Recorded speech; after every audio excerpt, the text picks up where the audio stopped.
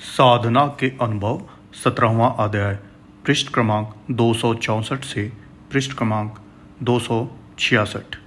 मूसा हजरत मूसा बीमार हुए, दुआ मांगने लगे, अच्छे हो गए। दोबारा फिर बीमार हुए, अच्छे होने के लिए प्रार्थना की। आकाशवाणी हुई, हकीम बू आलिसानी के पास जा और अपना इलाज करा, अच्छा हो जाएगा। मूसा हाथ जोड़ के विनय करने लगे, प्रभु जब आप सर्वशक्तिमान हैं, राई से पर्वत और पर्वत से राई एक क्षण में बना सकते हैं, उत्पत्ति और विनाश आपके हाथ में है, तो आप ही दया क्यों नहीं कर देते? मुझे क्यों बू अली सीना के पास भेजते हैं? फिर आकाशवाणी हुई, मूसा मेरे नियम अटल है, मैं उन्हें तोड़ना पसंद नहीं करता। बीमारियों के दूर करने को मैंने औषधियाँ बनाई हैं और उन पर काम पर हकीम बू अलिसिनी को तैनात किया है, इसलिए मेरा हुक्म समझकर उसके पास ही जाना चाहिए। मूसा से इलाज कराया और अच्छे हो गए। तीसरी बार फिर बीमार पड़े, फिर जोर का बुखार चढ़ा। जब सहन नहीं हो सका तब फिर मालिक की हुजूरी में पहुँच गिड़गिड़ाने लगे, भगवान अब तकलीफ़ सही नहीं जाती, इसे दूर कर दो। गैब से आवाज़ आई, मूसा जिस शरीर की पीड़ा और ताप से तू व्याकुल हो रहा है वह मेरी मिल्कियत है, मैंने ही उसे बनाया है। मैं हमेशा उसकी रक्षा करता हूँ और मैं ही समय पर उसे बिगाड़ दूँगा। मेरी वस्तु है, मैं चाहे जिस तरह रखूँ, चाहे उसमें कांटे चुभाऊँ, चाहे उसमें गद्दे और तकिए पर लिटाऊँ, तुझे क्या अधिकार है मेरी चीज़ को अपनी मान के उसकी तकलीफ़ और आराम को निस्तब्ध मुझसे कहे? मनुष्य का काम है कि देखता रहे और बस।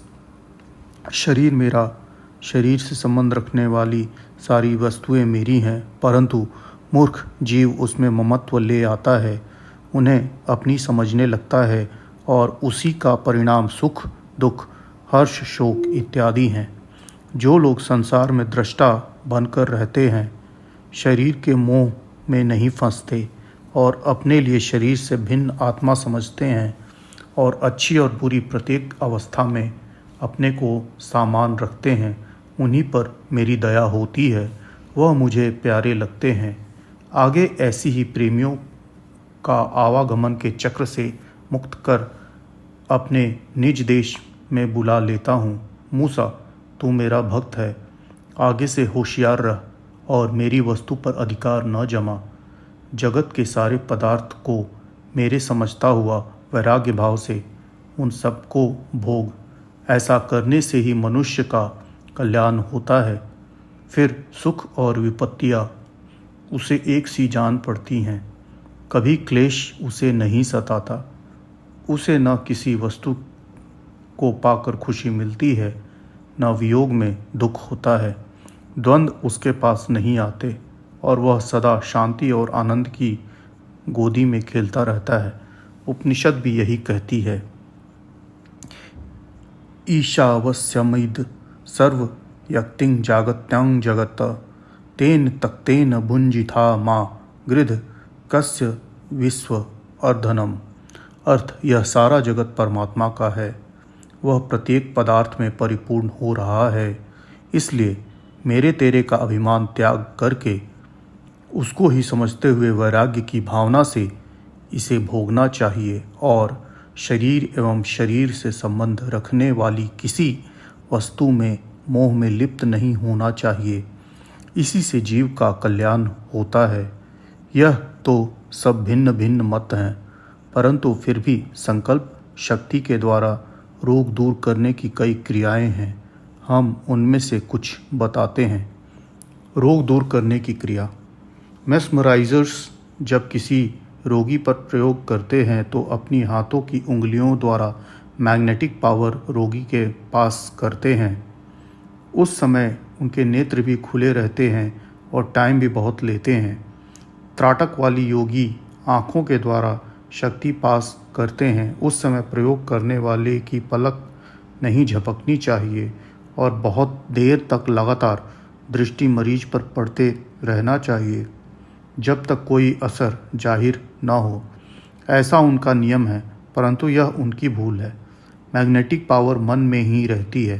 संकल्प शक्ति के द्वारा वह किसी भी स्थान में, चाहे पास हो अथवा दूर हो, पहुंचाई जा सकती है। आँख, हाथ या किसी दूसरी इंद्रिय से काम लेने की क्या आवश्यकता है, यह बात उनकी समझ में कभी नहीं आई। आत्मयोगी ऐसा नहीं करते। उनकी आँख प्रयोग के समय बंद रहती है। सारी इंद्रियां शिथिल कर ली जाती हैं। शरीर स्थिर और मन समाहित होता है। ऐसी अवस्था में प्रयोग तत्काल फल दिखाता है। उसके यहाँ इसके कई तरीके हैं। पहला तरीका यह है कि शुद्ध और पवित्र होकर रोगी का पलंग के पास खड़ा हो और सच्ची श्रद्धा और विश्वास के साथ भगवान से उसके अक्षय होने की विनय करे। जो प्रार्थना सच्चे और आर्त हृदय से होती है वह अवश्य सुनी जाती है और उसका फल प्रत्यक्ष दिखाई देता है। लेकिन शर्त यह है कि प्रार्थना के समय हुजूरी होनी चाहिए। यदि किसी के अंदर ऐसी शंका हो कि न जाने प्रभु सुनेंगे या नहीं, और यहाँ की भी वह नहीं कि यह शंकित हृदय की प्रार्थना मंजूर नहीं होती, उस समय पूर्ण विश्वास ही ऐसा होना चाहिए कि वह यहीं सम्मुख मौजूद हैं और सुन रहे हैं और मेरी विनती पर अवश्य ही कृपा करेंगे। यह क्रिया साधारण भक्ति पथ वालों की है और इसमें कोई हानि किसी दशा में भी नहीं है। इससे रोगी अच्छा हो जाता है और उसके ऊपर उसका बुरा प्रभाव नहीं आ सकता। प्रार्थना क्यों मंजूर नहीं होती? अधिकतर लोग ऐसा कहते सुने जाते हैं कि हमने तो भगवान से बहुत विनय की और उसका कोई असर नहीं हुआ, इसलिए ही ईश्वर से हमारा विश्वास जाता रहा है। या तो वह है ही नहीं, या अगर है तो कुछ कर नहीं सकता। प्रार्थना न मंजूर होने की सूरत में ऐसे भाव बहुधा लोगों के अंदर उठने लगते हैं। यह अज्ञानी ईश्वर को दोष देते हैं पर अपनी गलती को नहीं देखते। प्रार्थना कभी भी निष्फल नहीं जाती, परंतु उस समय अपना चित्त पूर्ण रूप से समाहित होना चाहिए। प्रार्थना का आरंभ द्वैत्व में होता है। आगे अगर आर्त हृदय की वह आवाज़ है तो प्रार्थी को खींचकर अद्वैत में ले जाती है। उस समय उसकी सुधी बुद्धि बिसर जाती है। अपना आपा वह खो बैठता है और पूर्णतया उस समय दृष्ट देव में समा के रूप में हो जाता है। अनुभवी महात्माओं का मत है इस अवस्था की प्रार्थना कभी निष्फल नहीं जाती और जब तक यह दशा न उत्पन्न हो तब तक संदेह ही रहता है। परंतु इस तरह अपनापन खो देना और भगवान में अपने को लय कर लेना कोई खेल नहीं है। अच्छा साधक भी ऐसा कर सकता है। इसलिए वेदों में उपदेश आया है कि मनुष्यों, यदि तुम्हारे ऊपर कोई विपत्ति आ जाए तो परमात्मा से प्रार्थना करो, वह अवश्य दूर होगी। अगर तुम्हारी प्रार्थना का कोई प्रभाव न दिखाई दे तो मिलकर सामूहिक प्रार्थना करो। यदि उससे भी तुम्हारी दशा में कोई परिवर्तन नहीं होता, न जान पड़े, तो किसी आत्मपुरुष पूर्ण आत्मा की शरण में जाओ और उनके से अपने लिए प्रार्थना कराओ। उनकी कृपा से अवश्य ही तुम्हारा संकट दूर होगा।